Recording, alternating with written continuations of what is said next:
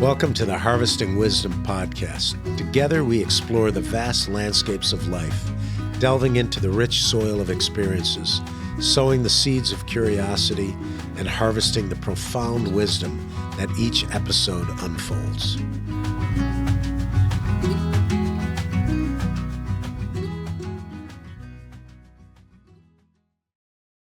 Hi, this is Dr. Roselle with Harvesting Wisdom, the Chief Operating Officer. I'm super excited to be here with Maddie.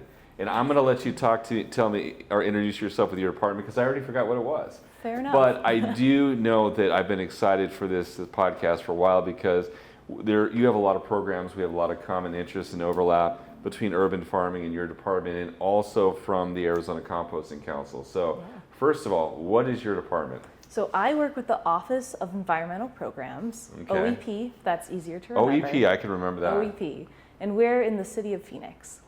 So you and I have been on a couple of committees together. I think I was on the food waste seminar with you, right? Probably. Okay, I'm usually in those things. So talk to us, give us a little overview. What does your department do? What is the goal of OEP? Sure, so the goal of OEP is kind of twofold. It started out doing more regulatory environmental compliance, so we still house our air and water quality initiatives, but we also have some of our more climate-focused work. So the OEP houses the city's climate action plan.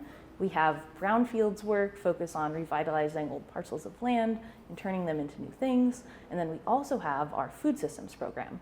And so... Okay, first of all, for those of you that didn't know that the city of Phoenix had a climate plan, and I think they're getting ready to renew it, right? Yeah, we're in the middle of updating it. So this is pretty exciting. So tell us a little bit about the climate plan and why it's so important.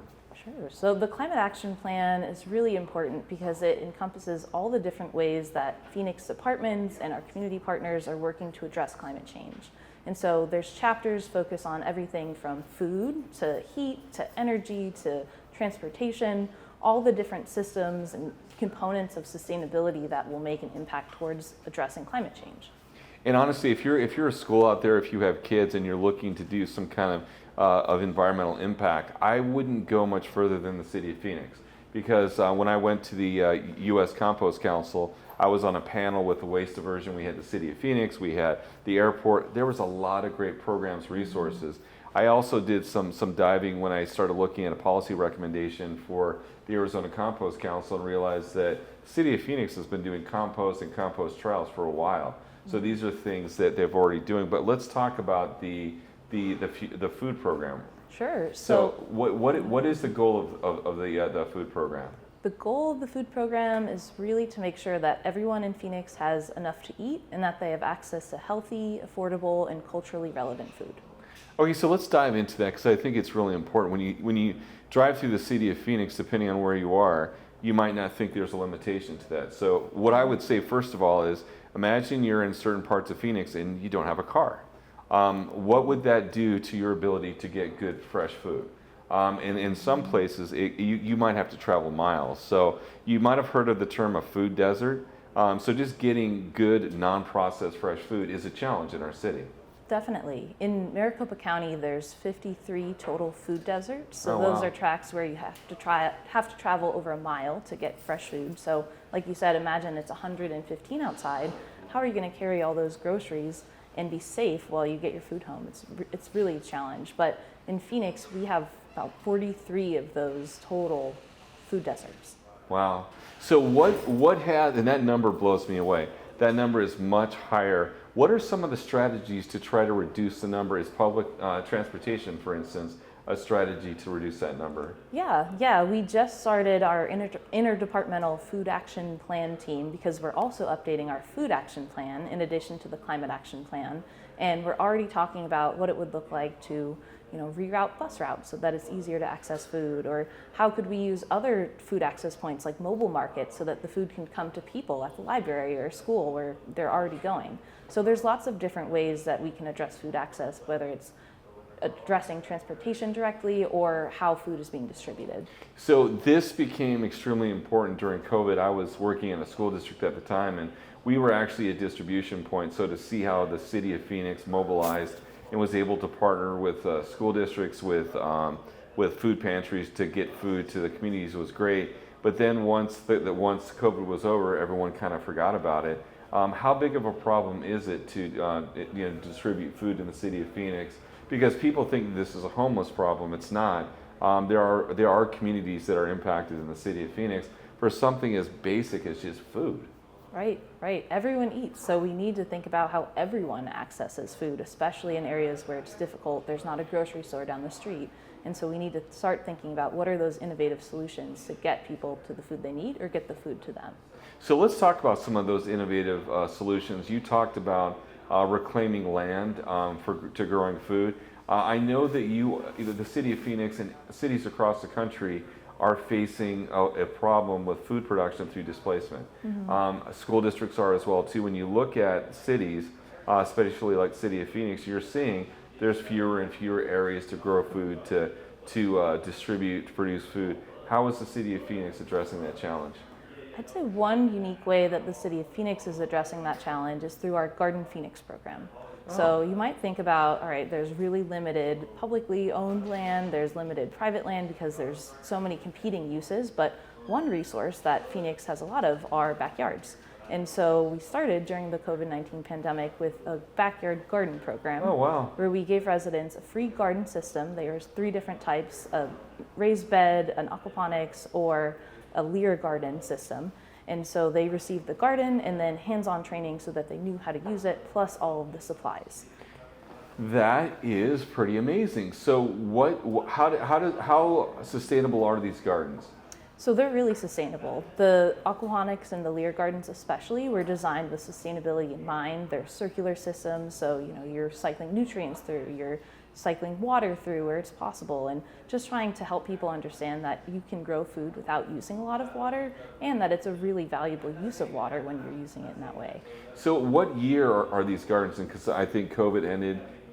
First of all, I guess first question is, when did the program launch, and what percentage or is your success rate for those that started 4 years ago? Do we have a 100%, 50%, 60% success rate? So we're still gathering some of that data, and this was before I joined the city of Phoenix. I'm a year in now, but okay. I believe it started in 2022 or 2023, and during the program funding, so we had some funding from the American Rescue Plan Act to address COVID-19 food access challenges, and so during that period until the end of 2024, we put in 248 gardens. Oh, wow. And only about 10 residents ended up dropping out of the program while it was in process still.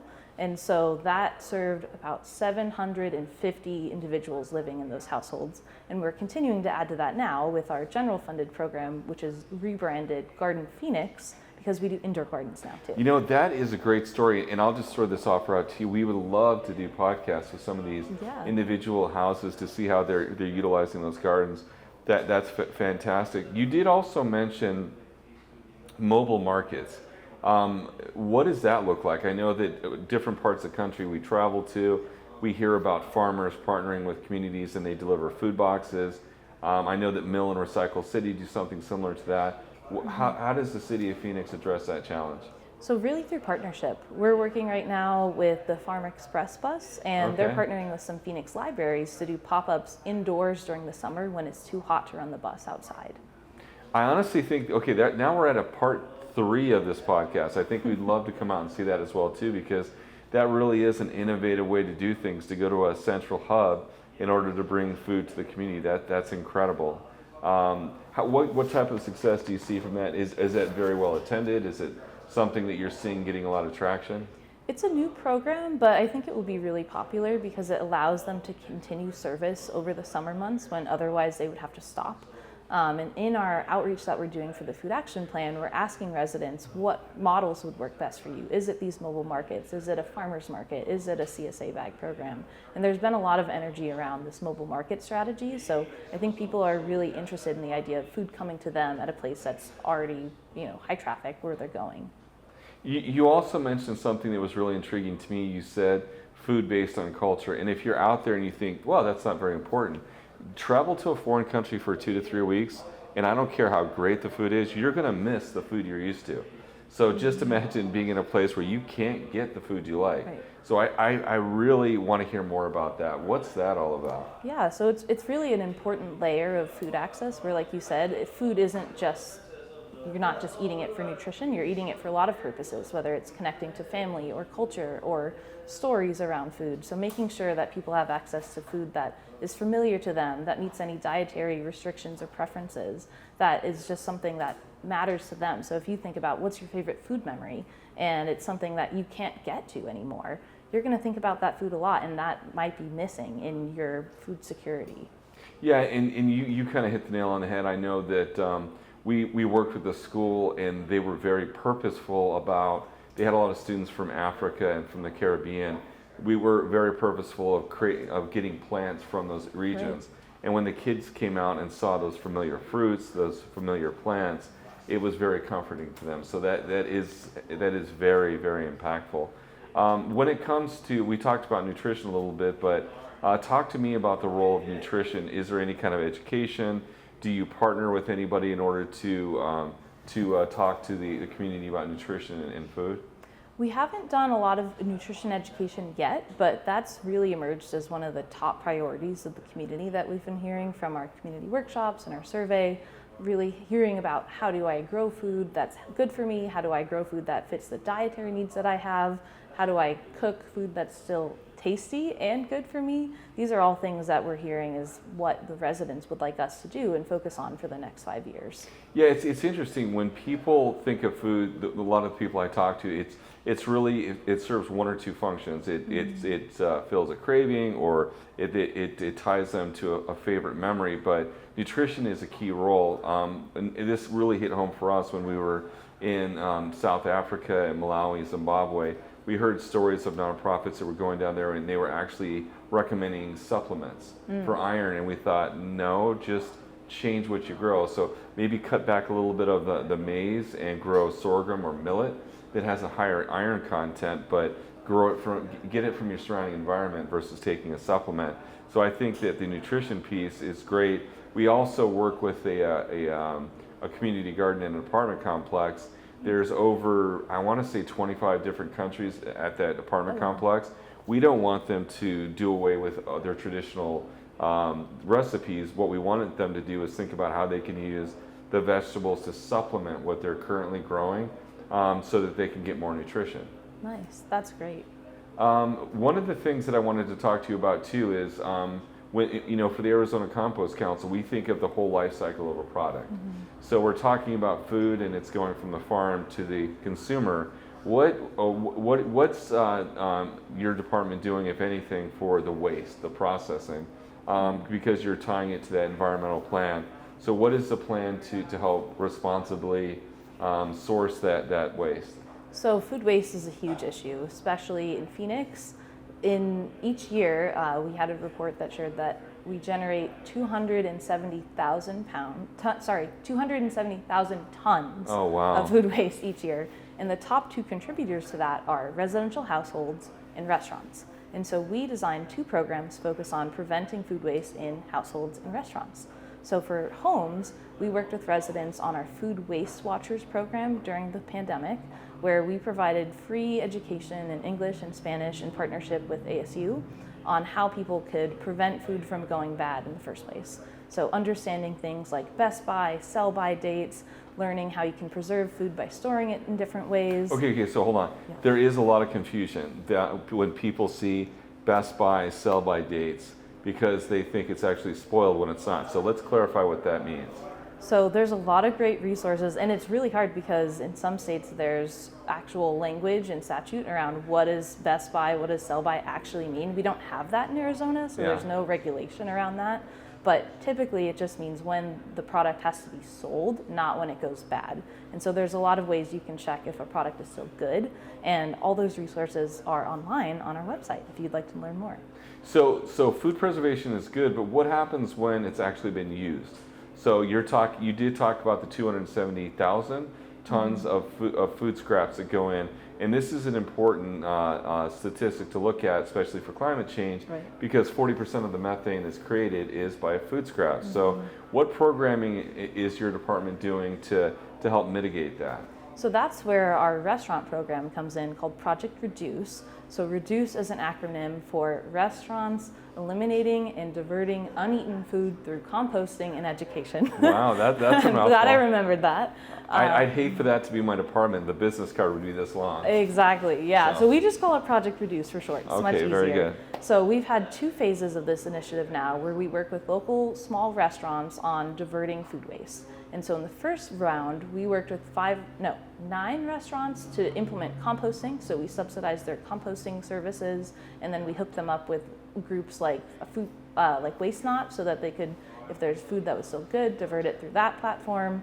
And that's then good. in the second cohort, we really focus on the prevention piece, because composting is really essential to get any food that it's already too late for. There's so much opportunity in the prevention space, doing really small things to make a big difference. Like, we had one restaurant that switched to salsa bottles instead of a self-serve salsa station, and they cut their salsa production by 60%. Wow. Just with that small change. So we had restaurants in the second round do things like employee training on how to prep food so that you're using more of the vegetable. We had folks do better inventory tracking and management, so that they were really aware of what they were purchasing and when they were using it, so that it was used by that best by date. And so all different interventions were explored just by a few restaurants wanting to make a difference, and it's a great way to prevent food waste at work, in a restaurant, or at home. And these statistics are important, because when we think of sustainability, your resources, you have to manage them effectively as a business, or you're not going to stay in business. So that's really important. And there are a couple partners that we've had. Snooze is a great partner, and I think they recycle or divert 90% of their waste.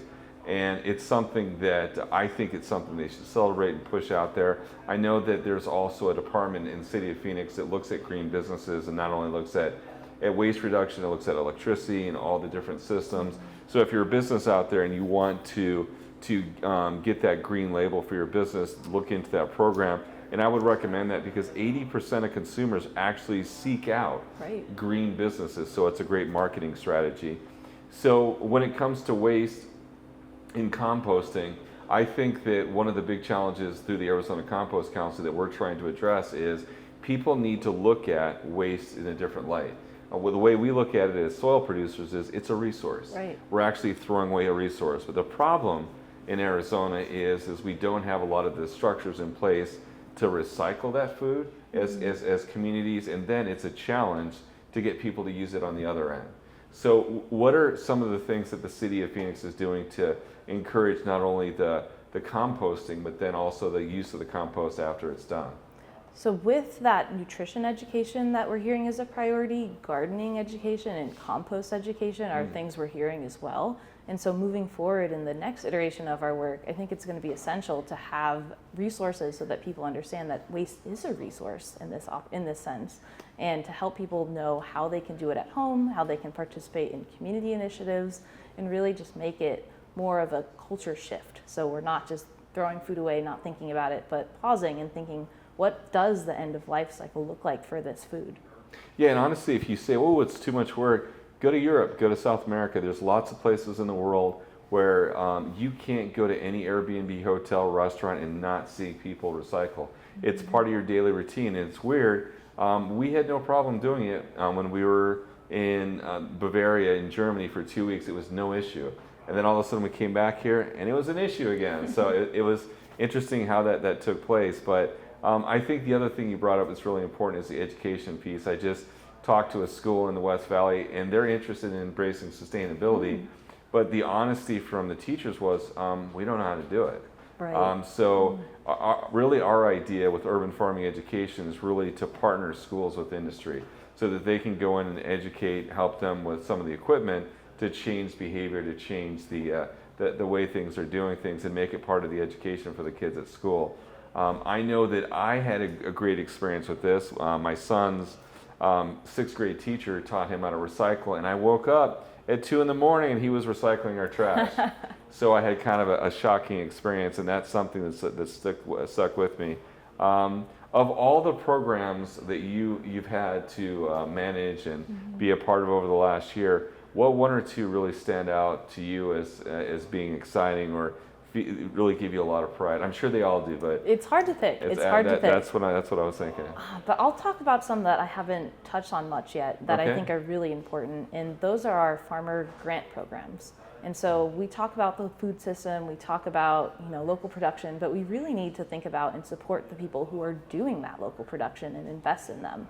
And so our office has several grant programs that we implemented during the pandemic and continue to implement now that are focused exactly on that, supporting farmers to adopt new infrastructure, new practices, primarily those that help them adapt to our extreme heat and changing climate.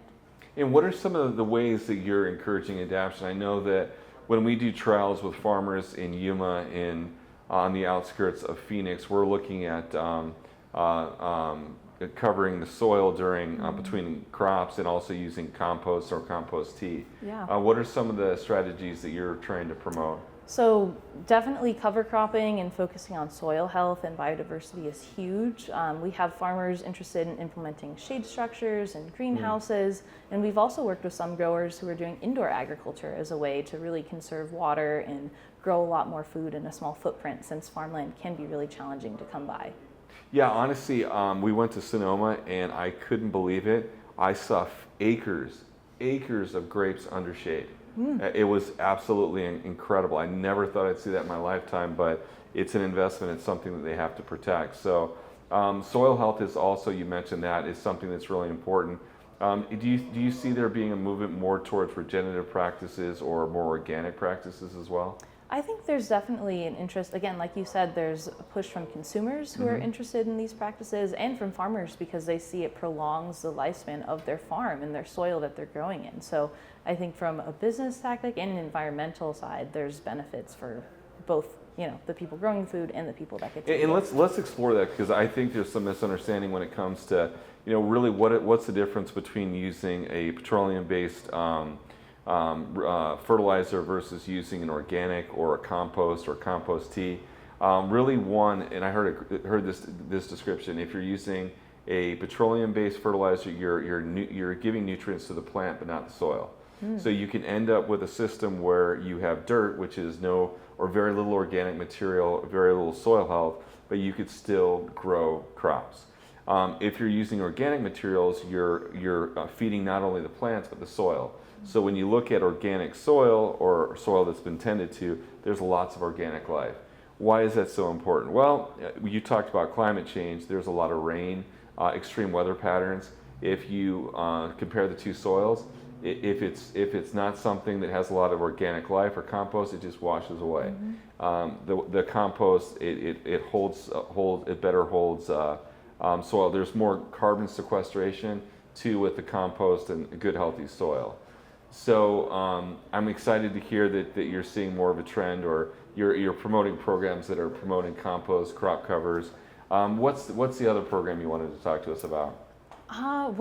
We've got a couple different grant programs. So Okay. The Resilient and Sustainable Agriculture Grant is the one helping farmers implement new practices to address climate change. And then in September, we're coming out with our newest iteration of the Food Systems Transformation Grant. And so that's open to farmers, community organizations, nonprofits, if they're a food bank or an education group, to help promote food access through whatever they're doing. So if they wanted to do a new food distribution pilot in a neighborhood to bring food to people, that could be an opportunity. If there was an interest in education on composting or nutrition, that could be an opportunity to get funded too. And so I think that it's just a great way to provide more funding and support for the people already doing this work on the ground. Since we have a small team and can't do it ourselves, we know that there's so much capacity there that we want to help support. So for those two grant programs, is this the first iteration of both, or have you already done it before? We've done both, yeah. What have been some of the standout products that or programs that you've seen in both those grant areas that kind of stand out to you?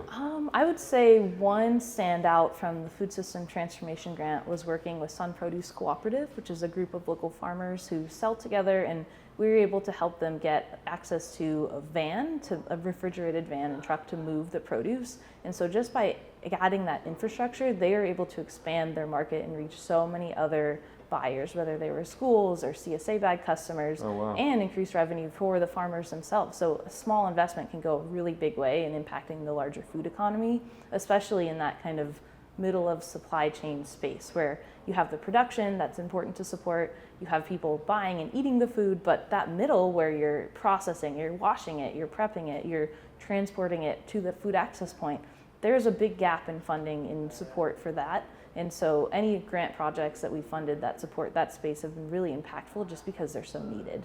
Yeah, and we saw that in California too when we went to a conference when groups that were successful with that, they really had to overcome a couple of hurdles. One was logistics, and the other one was processing the food. And I'm not saying cooking it, but just getting it to the point where it goes from the farm and it's ready to consume.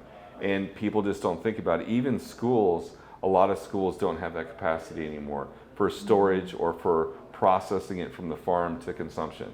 So that's an important step. One of the last things I want to talk to you about really is I know that you have a lot of great programs. You have a lot of great, you've had some impact on individuals, but really when you think of all these different environmental issues, what's some of the advice that people could do on a daily basis with their kids in their home so they don't feel as removed from climate change? I know that a lot of people, they see something on TV and they say, well, I can't buy an electric car, I can't put a wind turbine in my backyard.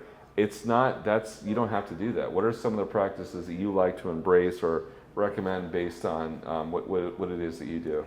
I think that food waste piece is probably the most accessible to participate in because, again, we're all eating food and likely we're all throwing away food. Yeah. And so even if you take a few moments, like if you're throwing away something that was good, maybe it went bad in the fridge, you didn't eat it in time or you didn't end up using it, just pause and think about that. And there's ways if you wanted to have a waste journal where you track everything you're throwing away to be a little bit more mindful of what's going in the trash, that can help you adjust your behaviors when you're buying. So if you're like, yeah, I always end up throwing away like my head of lettuce because I don't eat it in time, well then you can think, well, what could I buy instead that I might use a little bit more easily? Or if it's just, I would love to have my basil, but it never lasts, like it always goes bad. What are some ways that you could store that better so that it does last longer and you don't have to throw it away? Yeah, and we've actually had partners on here. I think one of them was there was a linen produce bag that preserves food better. Yes, my wife helps me with that because she's learning the environmental side, but she's very thrifty. So she reminds me of all the things I didn't finish when I pick them up at the store. But we also compost too. We started composting it, and it's something that I would say if you're out there to reach out to some of the organizations because it can get away from you. It can be messy and it can attract insects if you do it incorrectly, but it's worthwhile. Yeah, getting help is definitely important. When I was a student at ASU, I tried composting in my dorm with no education or resources on how that worked.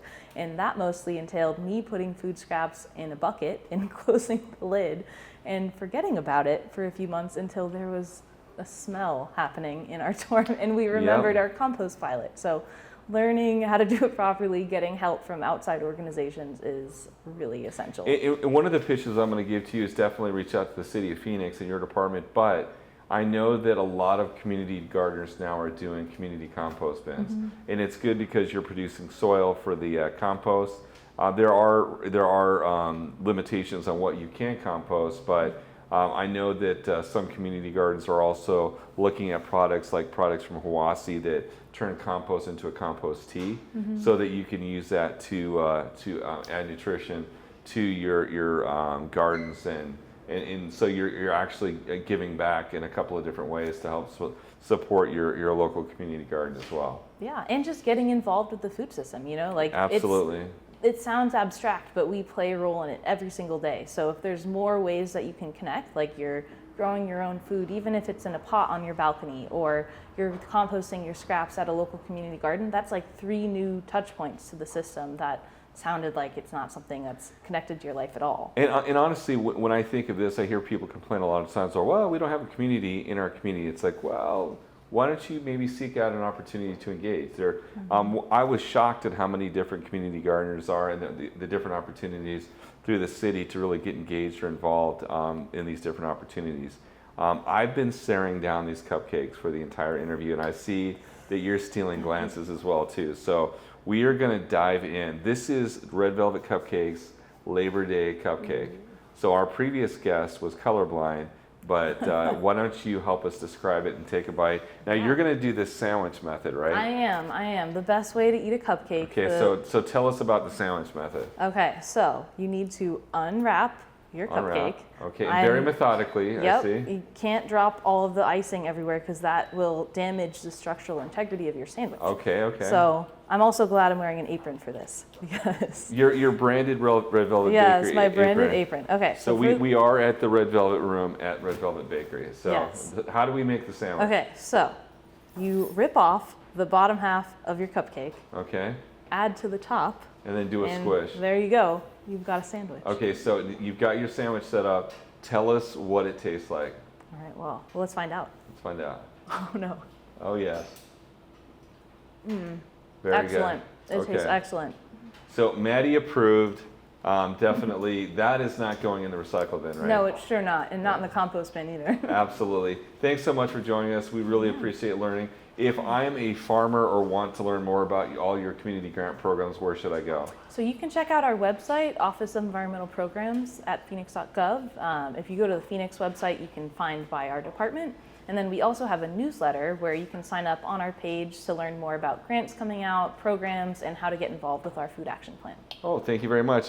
Thank you for joining us here at the Red Velvet Bakery, and make sure to like and subscribe to Harvesting Wisdom. Thank you. Awesome. Thank you so much.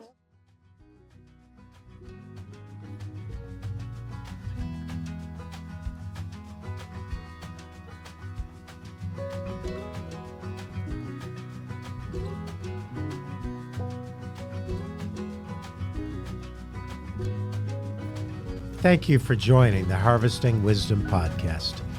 Click subscribe and like for ongoing insightful conversations. Explore our webpage for show notes and additional resources. Visit our guests' webpage for deeper insights. Your engagement is the foundation of our journey, and until next time, keep pursuing wisdom.